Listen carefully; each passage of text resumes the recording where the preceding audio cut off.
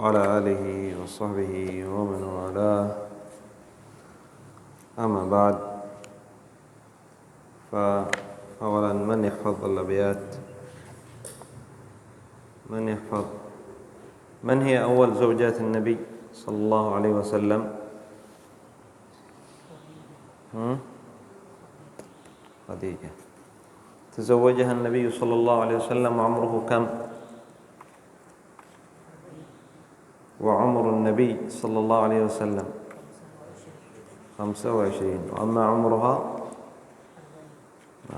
هذا هو المشهور، وقيل غير ذلك.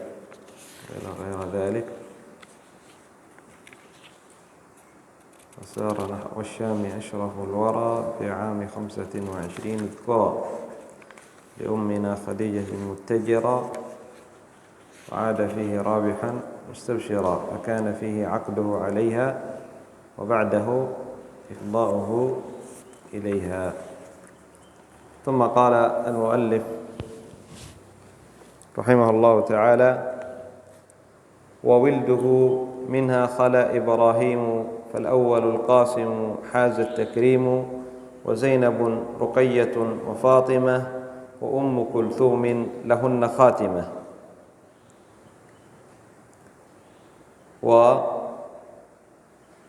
وولده منها الضمير يعود على خديجة رضي الله عنها وأرضاها، أي أولاد النبي صلى الله عليه وسلم كلهم أو جميعهم من خديجة. خلا إبراهيم، هذا خلا حرف استثناء، أي إلا وما عدا إبراهيم، فهو من مارية القبطية، وسيأتي معنا ذكر إبراهيم. قال: فالأول القاسم حاز التكريم.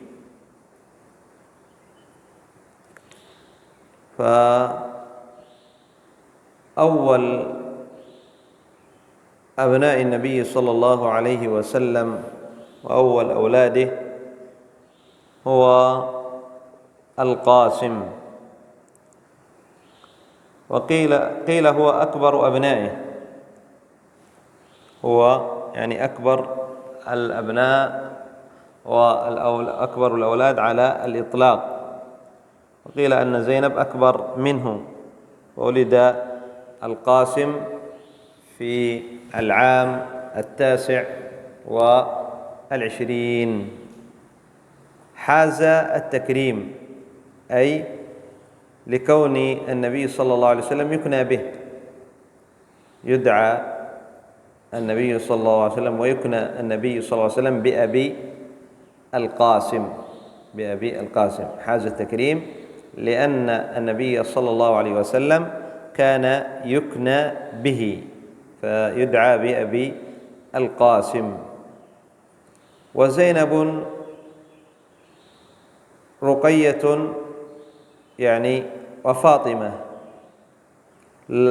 يعني المؤلف رحمه الله تعالى لعله يعني أراد الترتيب، ولكن سيأتي معنا. فزينب نعم هي أكبر بنات النبي صلى الله عليه وسلم، وقيل يعني هي أكبر يعني الأولاد، أكبر من القاسم. قيل ولدت في العام 26. النبي صلى الله عليه وسلم تزوج في العام 25 من مولده، وأول مولود له هي زينب في العام 26، ثم القاسم في العام 29. رقية، ورقية يعني ولدت في العام 33، أي من مولد النبي صلى الله عليه وسلم. عمر النبي صلى الله عليه وسلم كان 33. وفاطمة، فأراد المؤلف أو يعني المؤلف رحمه الله تعالى يقول أن في هذا النظم أن فاطمة هي أكبر من أم كلثوم، وسيأتي معنا. فاطمة ولدت في العام 38، وأم كلثوم لهن خاتمة، والصحيح عكس ذلك، فأم كلثوم ولدت في العام 35، العام 35. قال: والطاهر الطيب عبد الله، وقيل كل اسم لفرد زاهي، والكل في حياته ذاق الحمام، وبعده فاطمة بنصف عام. والطاهر الطيب عبد الله. وقيل سمي بذلك عبد الله لأنه ولد في الإسلام. ذكر أهل السير أنه ولد في العام 41، في العام 41 بعث النبي صلى الله عليه وسلم، وعمره كم؟ وعمره يعني 40 سنة كما سيأتي معنا. وعبد الله ولد في العام يعني 41، أي بعد يعني النبوة، وبعد أن بعث النبي صلى الله عليه وسلم. فقول المؤلف: والطاهر الطيب عبد الله، هذه كلها أسماء لفرد واحد. الطاهر والطيب هو عبد الله، يوصف بالطاهر ويوصف بالطيب. وقيل، أي هذا قول لبعض العلماء، وقيل كل اسم، أي الطاهر اسم والطيب اسم، عبد الله اسم. وقيل كل اسم لفرد زاهي، أي أن كل هذه الأسماء لكل اسم لشخص.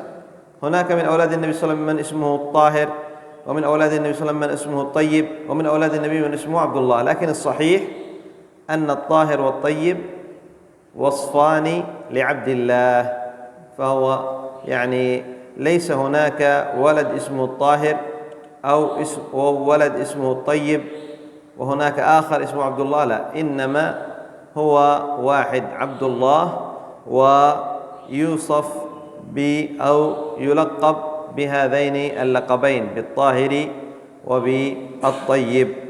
قال: والكل في حياته ذاق الحمام، أي الموت. الحمام بكسر الحاء أي معنى الموت. كلهم هؤلاء: القاسم، زينب، رقية، أم كلثوم، عبد الله. أما فاطمة سيأتي. كل هؤلاء ماتوا والنبي صلى الله عليه وسلم ما زال حي. والكل في حياته، أي وفي حياة النبي صلى الله عليه وسلم ذاقوا الحمام، أي الموت، كلهم ماتوا. وبعده فاطمة بنصف عام، أي بعده ب6 أشهر ماتت فاطمة. لم يتأخر من أولاد النبي صلى الله عليه وسلم بعد موته إلا فاطمة، وماتت بعده ب6 أشهر. ماتت في يعني الليلة يعني في رمضان. في رمضان النبي صلى الله عليه وسلم مات في شهر ربيع الأول، وفاطمة رضي الله عنها ماتت في رمضان وعمرها 27 سنة. فهذا هنا بين المؤلف رحمه الله تعالى أولاد النبي صلى الله عليه وسلم. استفادوا من هذه الأبيات أن أولاد النبي صلى الله عليه وسلم كلهم من أي زوجاته؟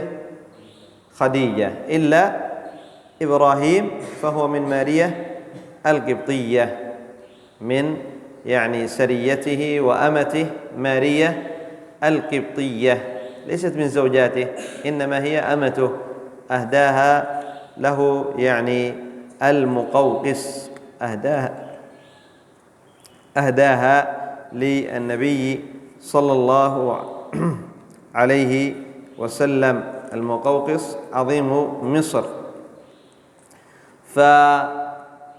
فأكبر أولاد النبي صلى الله عليه وسلم قيل الأكبر من الأبناء هو القاسم، والأكبر من البنات هي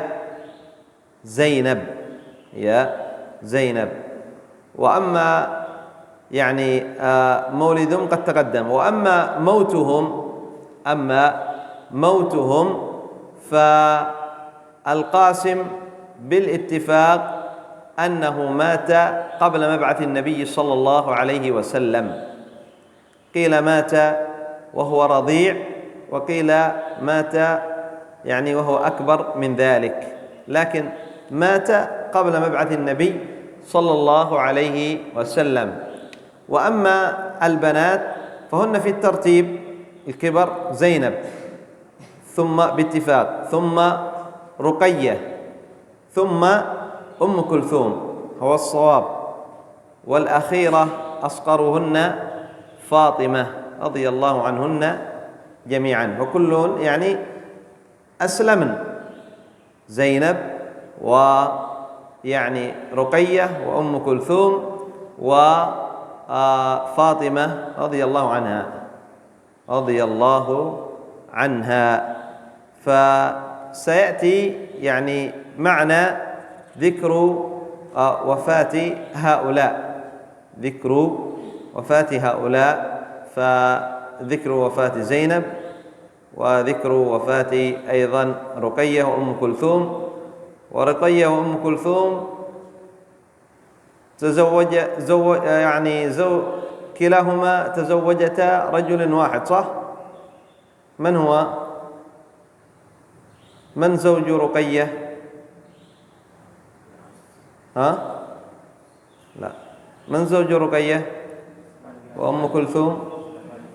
عثمان ابن عفان رضي الله عنه تزوج رقية ثم ماتت، سيأتي معنا ماتت يعني، والنبي صلى الله عليه وسلم يعني في غزوة بدر، النبي صلى الله عليه وسلم في غزوة بدر، ثم زوجه النبي صلى الله عليه وسلم بأم كلثوم، فيسمى عثمان بذي النورين لأنه تزوج بنت النبي صلى الله عليه وسلم. سيأتي يعني معنا. وأما فاطمة قد ذكر المؤلف رحمه الله تعالى هنا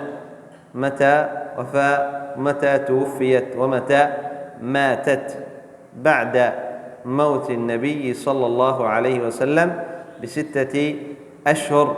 وإبراهيم أيضا سيأتي ذكره في يعني بعد ذلك، سيذكر المؤلف رحمه الله تعالى ما يتعلق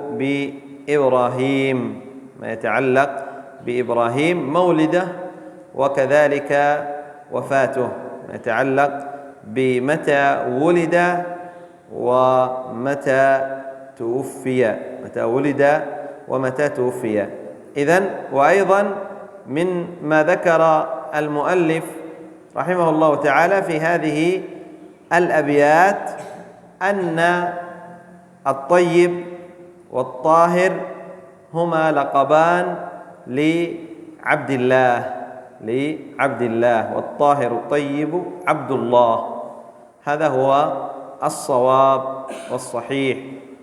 وهناك قول يعني أن يعني هؤلاء الأسماء لكل شخص، فأولاد النبي صلى الله عليه وسلم منهم الطاهر ومنهم الطيب ومنهم عبد الله، ولكن هذا ليس بصواب، إنما الصواب أن الطاهر والطيب لقبان لعبد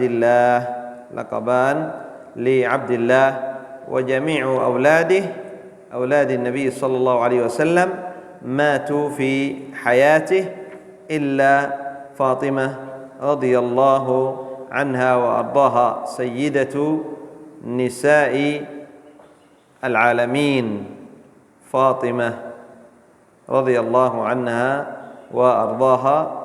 ومن تزوجها فاطمة؟ علي بن أبي طالب، علي بن أبي طالب، وهي أم الحسن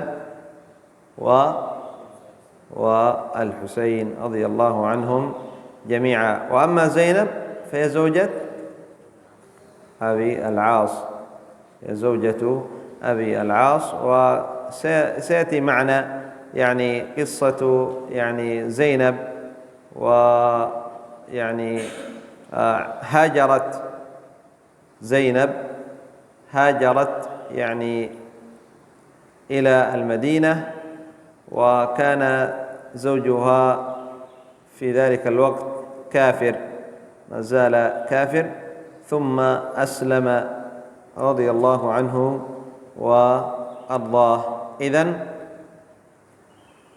أولاد النبي صلى الله عليه وسلم الذكور من؟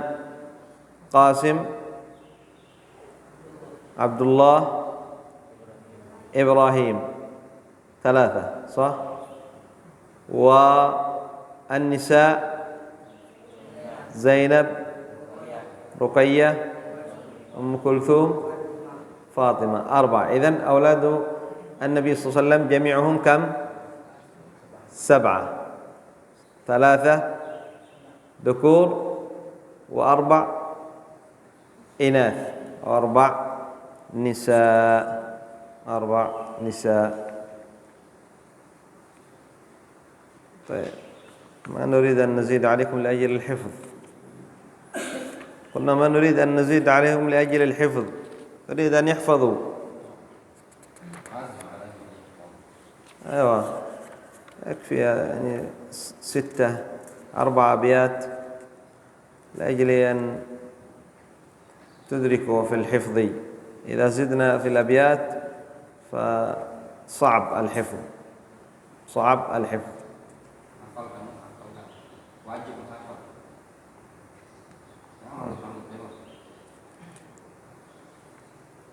معكم يعني 3 أيام في الأسبوع، بقية الأسبوع ما في زيادة، لا توجد زيادة.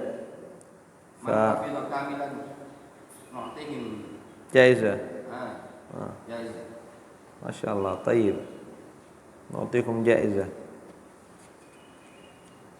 إن شاء الله يحفظوا بإذن الله. تمام. طيب، نكتفي بهذا القدر إلى هنا. سبحانك اللهم وبحمدك، أشهد أن لا إله إلا أنت، أستغفرك وأتوب إليك. كان أستاذ